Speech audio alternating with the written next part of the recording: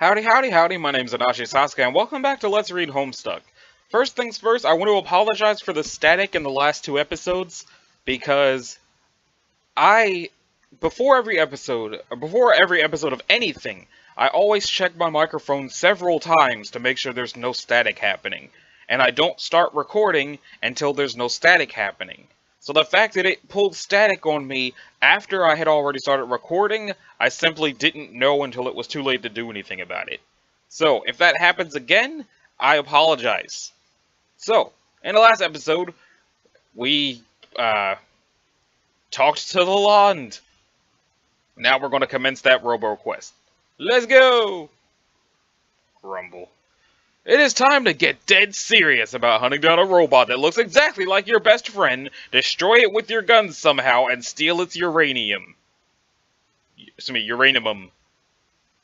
But then the thing behind you that you were oblivious to starts grumbling. You forgot about the frightening fauna on this island and its regrettable realness attribute. Turn around. Isn't that Carcat's dad?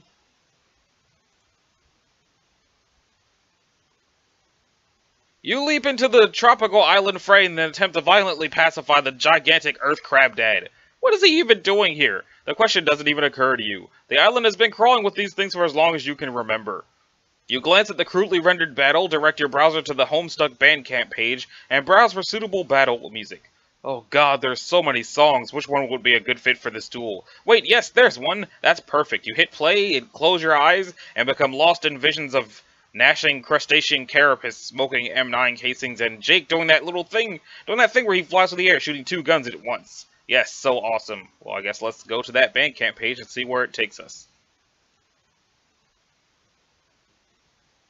I feel like it doesn't mean this one. It probably meant a different page than this. Let's see, what act are we on?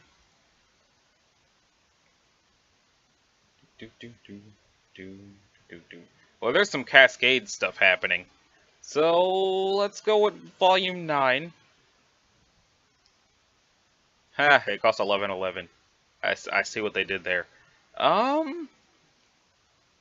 the word trepidation used?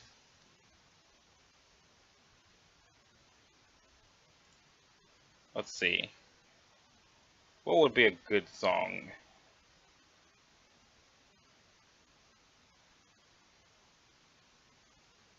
Let's try this one.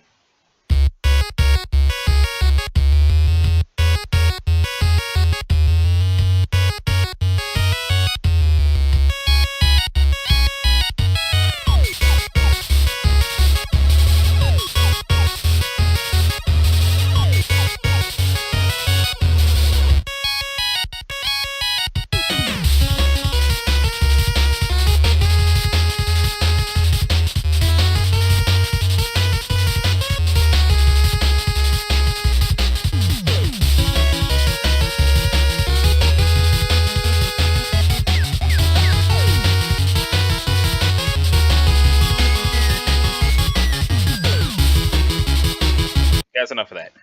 You do the thing where you fly through the air shooting two guns at once. That thing isn't even that big of a deal for you. You do that practically every day on Hell Murder Island.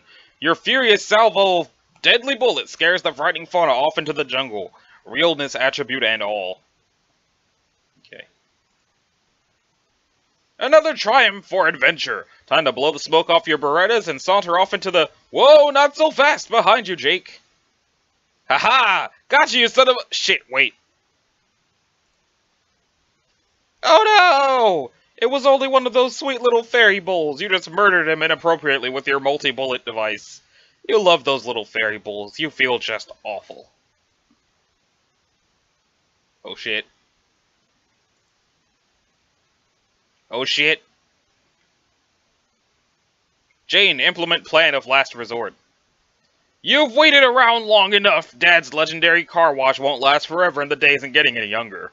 You pack up Pop-Pop's book and bust out your trusty homing device. Activate. Here goes nothing.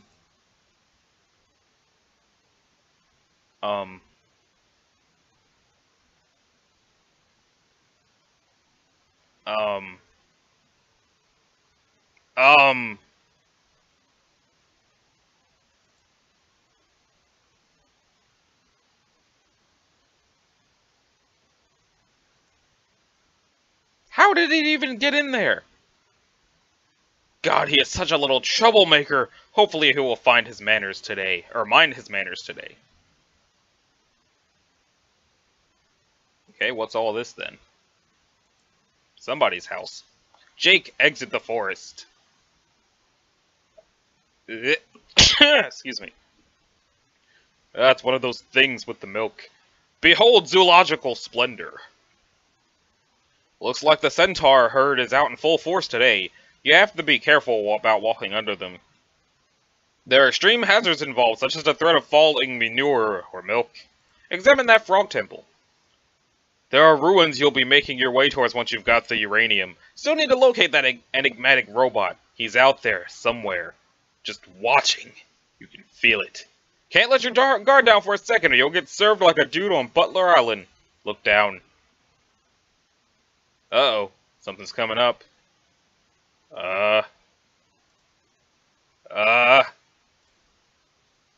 Dragon?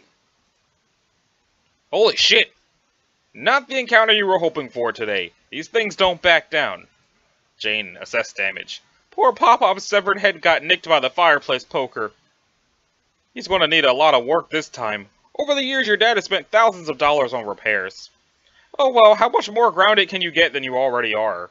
Put head back. You stick the poker down his neck hole and jam the head back on the spike as a temporary measure. That looks somewhat more respectable, you guess. Looks like the troublemaker's father is calling, answers Strider.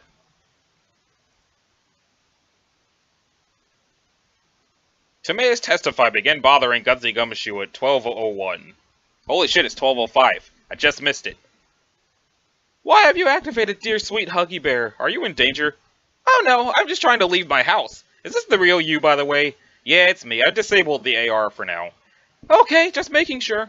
Jake was having some issues with it earlier, and I don't think he received its obfuscating tendencies in the humorous spirit intended. Yes, I'm catching up with the situation now. Oh, so you're talking to Jake then? Nah, just reading their chat logs. Man, what the fuck? I can't leave these two alone for a minute. Can a guy get his ablutions on in fucking peace? Was it that bad? Not really. The responder doesn't much distort my position on things usually. It's merely something desired, though. I'd prefer it didn't make such aggressive and repeated claims of fidelity to my persona. Be misrepresenting hells of key subtleties, yo. Why not just turn it off, then? Keeps them both on their toes. Ooh, Jake and the responder. Jake needs to be more skeptical, rather than take a Pollyanna jackknife ass first off of whatever turnip truck is blowing through town that day. He's got to apply more critical reasoning to shit. I keep telling him, dude, you gotta be more like Jane.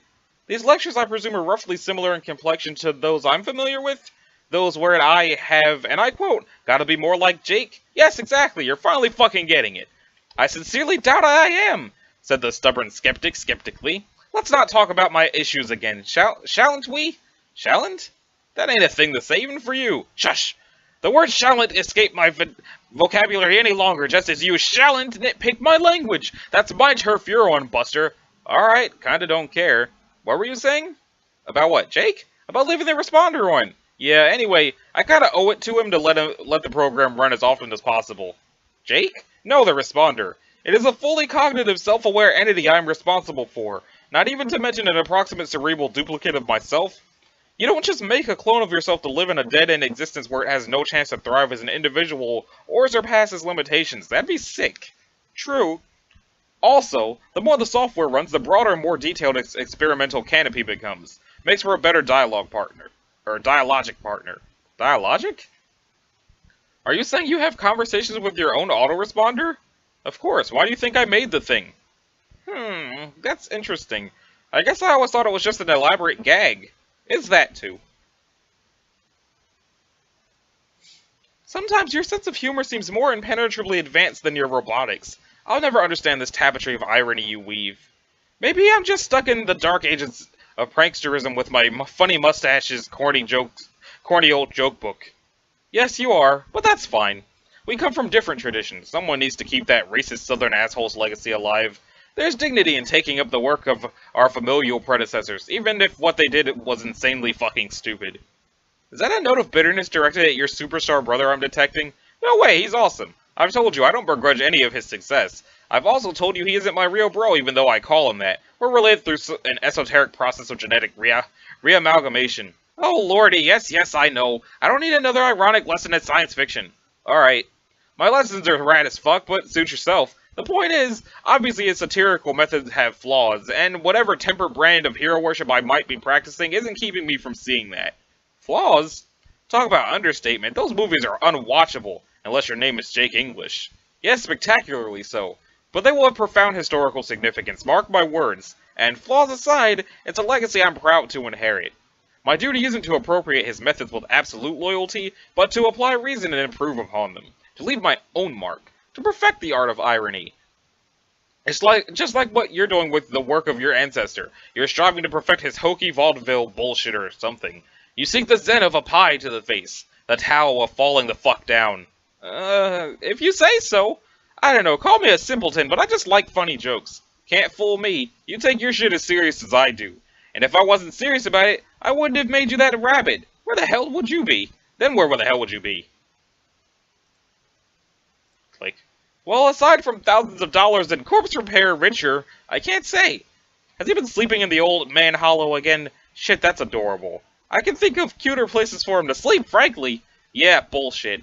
He's just being instinctive. In the wild, he would gut a carcass and sleep inside for the warmth.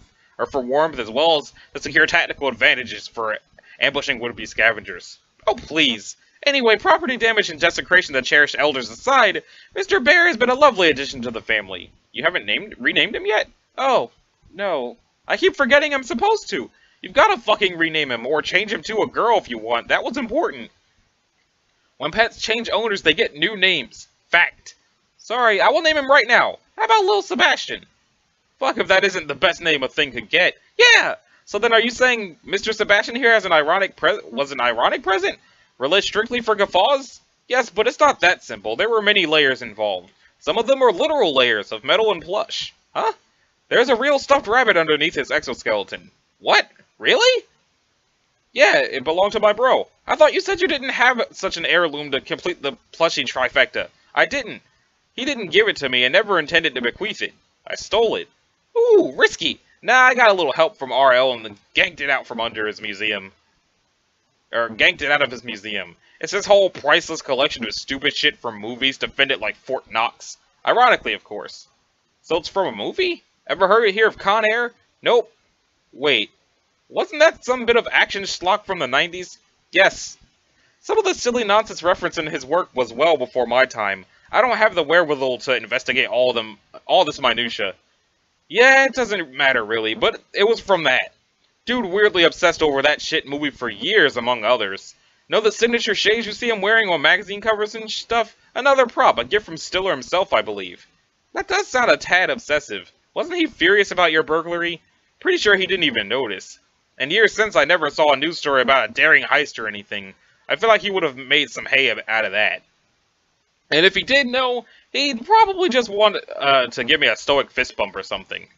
Why didn't you mention this when you gave the gift? More irony? Essentially, it's not that easy to explain. Broadcasting the gesture would have made it seem tawdry and would somewhat defray its humor value.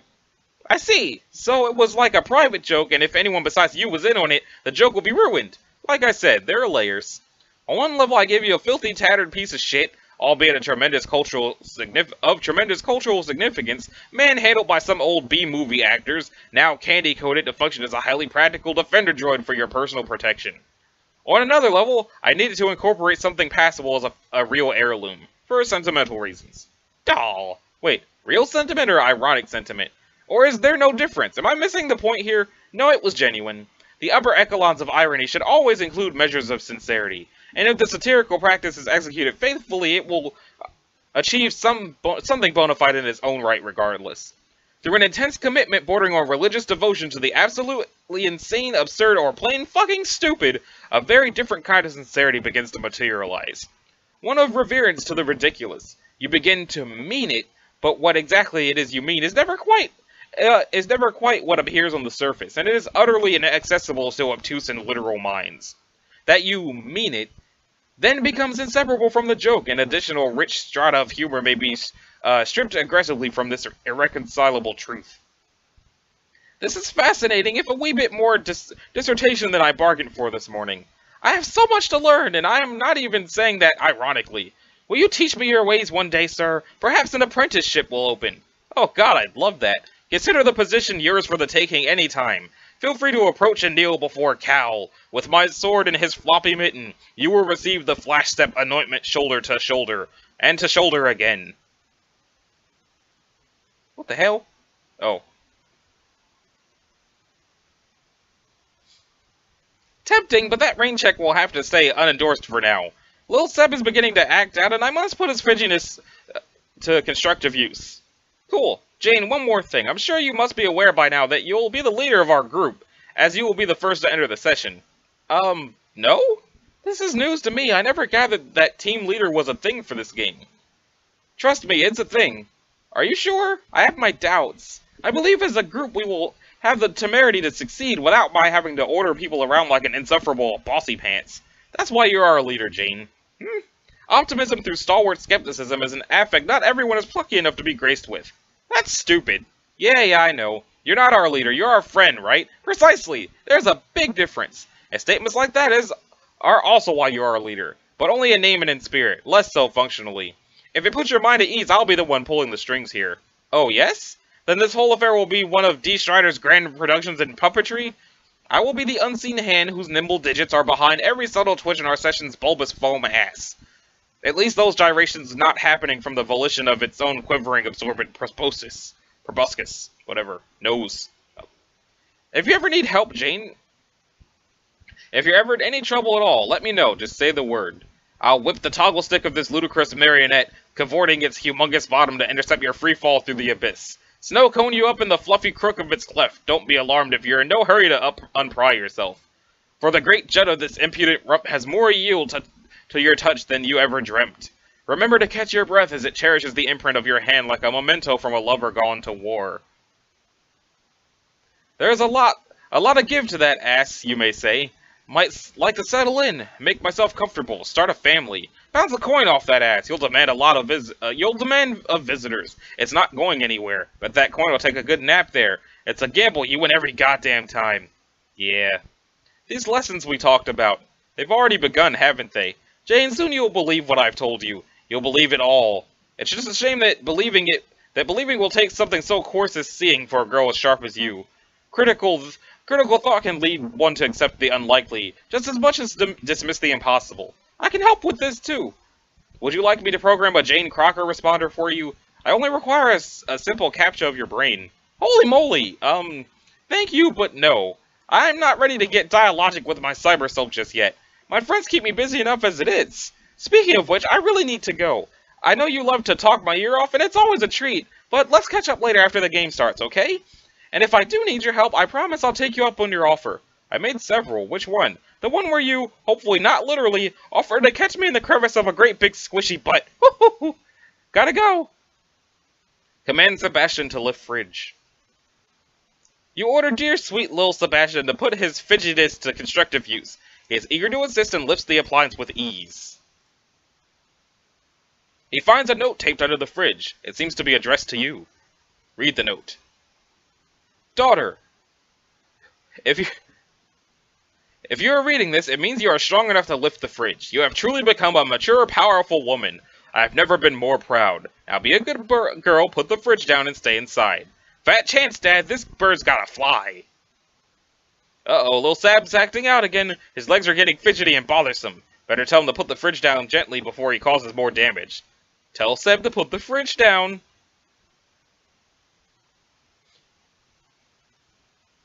Well, it's down.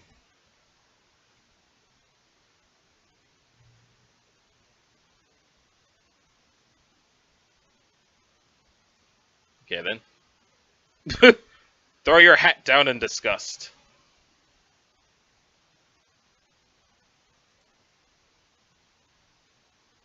Jane, level up. You've been climbing your echo ladder very gradually for various minor accomplishments here and there since you were 13. That was such a sweet textbook hat, Puff. It earned you just enough to clear the next rung. Fedora fledgling. Nice going. Hat, level up. The well-traveled hat shares in your glorious spoils. The battle heart and accessory reaches dizzying new heights, leapfrogging from the douchebag's dome sucker rung to the rare, highly coveted martyr's piss cradle rung. Jake, run! How can these things be so fast on land? It moves like some sort of giant frisky seal that is very hungry and angry. You know from experience that bullets only make them hungrier and angrier, so there's nothing to do but run. Oh no! It's a hostile swarm of those little fairy bulls! They're probably pissed off about the one you killed earlier. They've come for revenge! Oh god, the humanity! How they exact their pound of flesh! Oh god, no! Oh god, oh god, oh god! Some sort of flesh.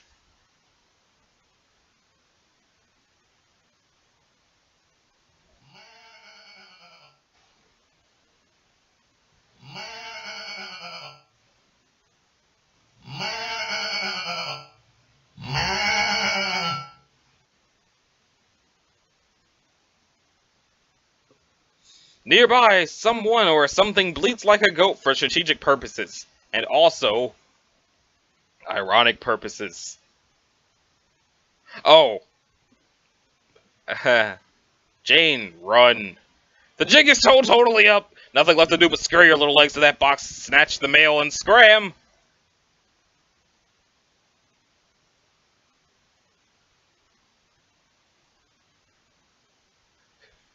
Jane, get the mail!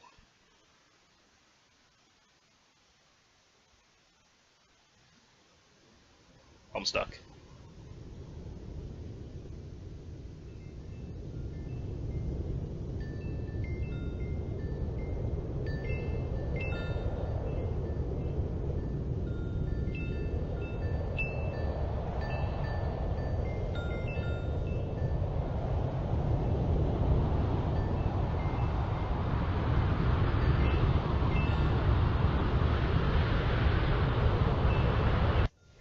What?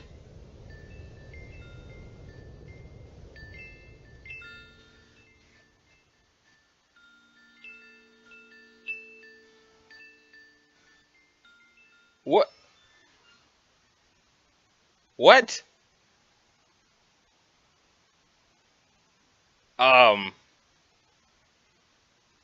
Well, that's probably a good stopping point for this episode. So, in the next episode, I guess we'll find out if Jane just blew the hell up or not. I've read this comic already, but I don't remember what comes of that. So, let's save the game so that it can tell me I didn't. And, anyway, this has been Anachi Sasuke, this was Let's Read Homestuck, and I will see you guys next time. Later!